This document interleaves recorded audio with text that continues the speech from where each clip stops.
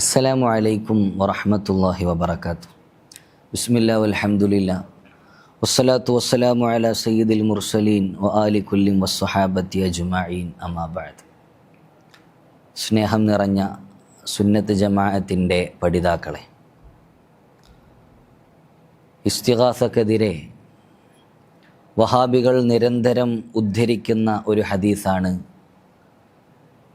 നബി സല്ലല്ലാഹു അലൈഹി വസല്ലമ തങ്ങൾ പറയുന്നു, ഇദാ സഅൽത ഫസ്അലില്ല വ ഇദസ്തഅൻത ഫസ്തഇൻ ബില്ലാഹ്. ഇമാം തുർമുദി റഹിമഹുല്ല ഉദ്ധരിക്കുന്ന ഈ ഒരു ഹദീസ്. എന്താണ് ഈ ഹദീസിൻ്റെ അർത്ഥം? ഇദാ സഅൽത ഫസ്അലില്ല, നീ ചോദിക്കുകയാണെങ്കിൽ അള്ളാഹുവിനോട് ചോദിക്കണം. വ ഇദസ്തഅൻത ഫസ്തഇൻ ബില്ലാഹ്, നീ സഹായം തേടുകയാണെങ്കിൽ അള്ളാഹുവിനോട് സഹായം തേടുകയും ചെയ്യണം.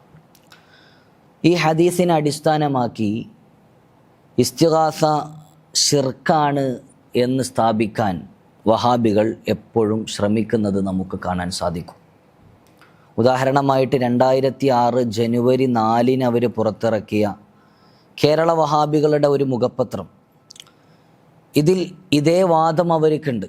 അതിലിങ്ങനെ പറയുന്നത് കാണാം, ഇതിൻ്റെ അർത്ഥം മനുഷ്യ കഴിവിനതീതമായ പ്രശ്നങ്ങളിൽ മറഞ്ഞ വഴികളിലൂടെ എങ്ങനെ സഹായം ലഭിക്കുമെന്നറിയാതെ ഏത് സഹായവും എത്തിക്കുവാൻ കഴിവുള്ളവൻ അള്ളാഹു മാത്രമാണ്. ഇങ്ങനൊരു വിശദീകരണം കൊടുത്തുകൊണ്ടാണ് അവർ ഈ ഹദീസ് ഇസ്തിഗാസക്ക് എതിരാണ് എന്ന് വരുത്തി തീർക്കുന്നത്. ഇവിടെ നാം മനസ്സിലാക്കേണ്ടത്, സത്യത്തിൽ ഈ ഹദീസിൽ എവിടെയും മനുഷ്യ കഴിവിനതീതമായ കാര്യങ്ങളെന്നോ മറഞ്ഞ വഴികളെന്നോ അല്ലെങ്കിൽ തെളിഞ്ഞ വഴികളെന്നോ തുടങ്ങിയ ഒരു പരാമർശവും നമുക്ക് കാണാൻ സാധിക്കൂല. ഹദീസിൻ്റെ വാചകം വളരെ വ്യക്തമാണല്ലോ. ഇദാ സഅൽത ഫസ്അലില്ല വ ഇദസ്തഅൻത ഫസ്തഇൻ ബില്ലാഹ്. ചോദിക്കുകയാണെങ്കിൽ അള്ളാഹുവിനോട് ചോദിക്കുക, സഹായം തേടുകയാണെങ്കിൽ അള്ളാഹുവിനോട് സഹായം തേടുകയും ചെയ്യാം. മാത്രമല്ല, ഇനി ഇതേ ആശയം തന്നെ മറ്റൊരു ഹദീസിൽ നബി സല്ലല്ലാഹു അലൈഹി വസല്ലമ തങ്ങൾ പഠിപ്പിക്കുന്നുണ്ട്. അത് ഇങ്ങനെയാണ്, ലിയസ്അൽ അഹദുക്കും റബ്ബഹു ഹാജതഹു കുല്ലഹ. നിങ്ങളിൽ ഒരാൾ തൻ്റെ എല്ലാ ആവശ്യങ്ങളും തൻ്റെ റബ്ബിനോട് ചോദിക്കണം. ഏതുവരെ? ഹത്താ ശിസ്അ നഅലിഹി ഇദൻ ഖത. ചെരുപ്പിൻ്റെ വാറ് പൊട്ടിപ്പോയാൽ അതുപോലും അള്ളാഹുവിനോട് ചോദിക്കണേ എന്നാണ് പഠിപ്പിക്കുന്നത്. ഇമാം തുർമുദി റഹിമഹുല്ല റിപ്പോർട്ട് ചെയ്യുന്ന ഒരു ഹദീസ് തന്നെയാണ് ഇത്.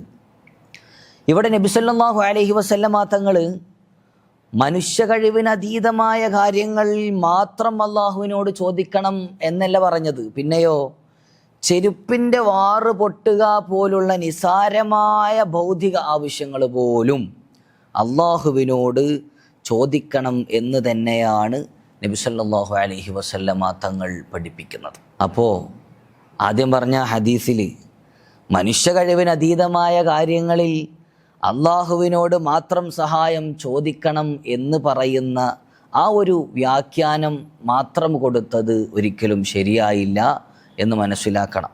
ആ ഒരു വ്യാഖ്യാനം ഹദീസിൻ്റെ വാചകങ്ങളിൽ നിന്നോ മുൻഗാമികളായ ഹദീസിൻ്റെ പണ്ഡിതന്മാർ കൊടുത്തതായിട്ടോ ഒരു വിശദീകരണങ്ങളിൽ നിന്നും നമുക്ക് അത് കാണാനും സാധിക്കുകയില്ല.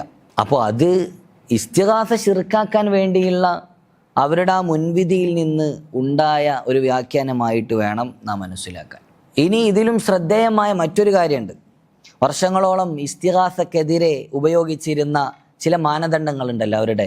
മനുഷ്യ കഴിവിനതീതം, മറഞ്ഞ വഴി, തെളിഞ്ഞ വഴി തുടങ്ങിയ ഓരോരോ മാനദണ്ഡങ്ങൾ. അതിന് വിശുദ്ധ ഖുർആനിലോ തിരു ഹദീസിലോ ഒരു അടിസ്ഥാനവും ഇല്ല എന്ന് പിന്നീട് ഈ വഹാബികൾ തന്നെ അവർ വ്യക്തമാക്കുകയും അവർ സമ്മതിക്കുകയും ചെയ്യുന്നുണ്ട്. 2013 ഏപ്രിൽ മാസത്തിൽ പുറത്തിറങ്ങിയ വഹാബികളുടെ ഒരു മാസികയിൽ അവരെഴുതി വെക്കുന്നത് കാണാം, സൃഷ്ടികളോട് മനുഷ്യർ നടത്തുന്ന ഇസ്തിഗാസ അഥവാ സഹായ തേട്ടത്തിൽ ശിർക്കാവുന്നതും ശിർക്കല്ലാത്തതും ഉണ്ട് എന്നതിന് നാം വിശദീകരിക്കുന്ന വിവേചന മാനദണ്ഡങ്ങൾ അത് നബിതങ്ങളിൽ നിന്നോ സ്വഹാബത്തിൽ നിന്നോ നേരിട്ട് ഉദ്ധരിക്കപ്പെട്ടതല്ല എന്ന് എഴുതി വെച്ച് ഒരു വലിയ കുംഭസാരം തന്നെ അവർ നടത്തുന്നത് നമുക്ക് കാണാൻ സാധിക്കും. അഥവാ ഇസ്തിഗാസ ശിർക്കാക്കാൻ വേണ്ടി വർഷങ്ങളായിട്ട് അവർ അവതരിച്ചിരുന്ന മാനദണ്ഡങ്ങൾക്ക് അത് നബി സല്ലല്ലാഹു അലൈഹി വസല്ലമ തങ്ങളിൽ നിന്നോ സ്വഹാബത്തിൽ നിന്നോ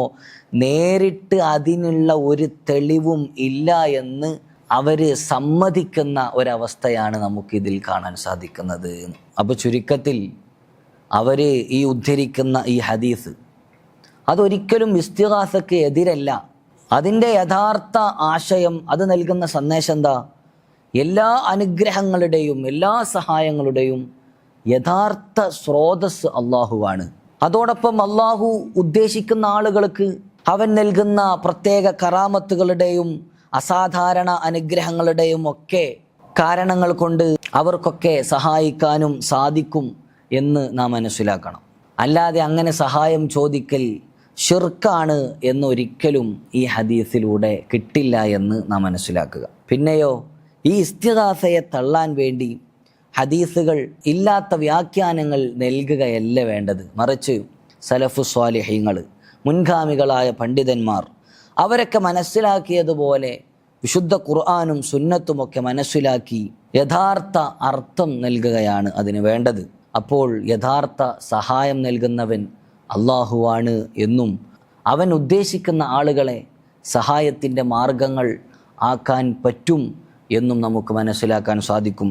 ഇതാണ് അഹ്ലുസുന്നത്തി വൽ ജമാഅയുടെ വിശ്വാസം. അല്ലാഹു സുബ്ഹാനഹു വ തആല ഈ നിലപാടിൽ ഉറച്ചു നിൽക്കാൻ നമുക്കൊക്കെ തൗഫീഖ് നൽകി അനുഗ്രഹിക്കുമാറാകട്ടെ എന്ന് ദുആ ചെയ്തുകൊണ്ട് വആഖിറു ദഅവാനാ അൽഹംദുലില്ലാഹി റബ്ബിൽ ആലമീൻ. അസ്സലാമു അലൈക്കും വറഹ്മത്തുള്ളാഹി വബറകാതുഹു.